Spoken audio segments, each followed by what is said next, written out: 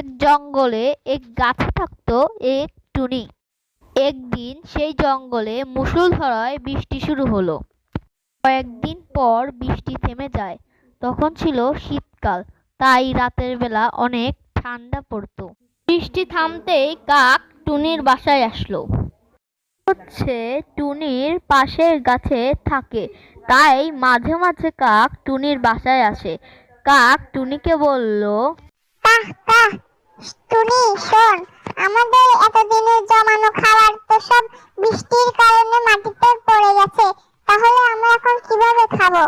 শোন টুনি, আমার কাছে একটা উপায় আছে। এই জঙ্গলের শেষ প্রান্তে একটা নদী আছে, সেখানে নাকি একটা নাগিন বাস করে। তার কাছে গেলে হয়তো সে আমাদের সাহায্য করতে পারবে। তখন টুনি আর কাক সেই নাগিনের উদ্দেশ্যে বেরিয়ে পড়ল। নাগিনের কাছে যেতে যেতে তাদের সকাল হয়ে যায়। নাগিনকে না দেখতে পেয়ে টুনি কাককে বলল, কি রে কাক, এখানে তো কোনো নাগিনকে দেখতে পাচ্ছি না, তাহলে কি তুই মিথ্যে কথা বলেছিস? না রে না, আমি মিথ্যে কথা বলছি না। এই নাগিনকে 3 বার ডাক দেওয়া লাগে, তাহলে নাগিন নদীর উপরে ভেসে ওঠে। নাগিন, ও নাগিন, ওরে শুনছো? নাগিন, ও নাগিন, ওগো শুনছো? তখন নাগিন উপরে ভেসে ওঠে। নাগিন তাদেরকে বলে, কি হয়েছে? তোমরা আমাকে ডাকছো কেন? বলো, আমি কোনো সাহায্য করতে পারি কিনা।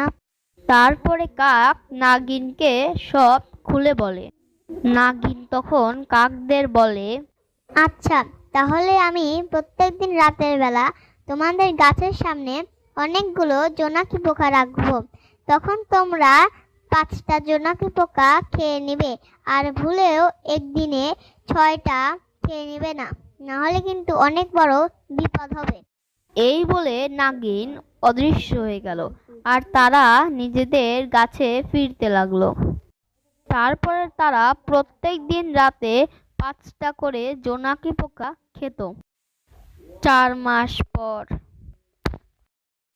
একদিন কাক টুনিকে বলল, শোন টুনি, নাগিন তো আমাদের দেখছে না, তাহলে আজকে আমরা 10-12টা জোনাকি পোকা একসাথে খেয়ে ফেলি। তুইও কি আমার সাথে খাবি? কি বলিস কাক, নাগিন তো আমাদের বারণ করেছিল একদিনে 5টার বেশি খেতে। তুই তাহলে 10-12টা খাবি কেন? তুই খাগা, আমি খাবো না। তুই যা খা, আমি খাবো না। কাক তখন একসাথে 10-12টা জোনাকি পোকা খেতে লাগলো।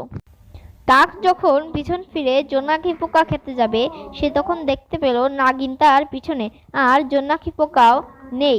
সে তখন দেখলো নাগিন তাকে কিছু বলছে। নাগিন কাককে বলল, কাক, তোমাকে আমি বলেছিলাম প্রতিদিন 5টা করে জোনাকি পোকা খাবে। আজকে তো তুমি একসাথে 12টা জোনাকি পোকা খেয়ে ফেললে, এর শাস্তি তোমাকে পেতে হবে। তখন নাগিন কাককে অভিশাপ দিল।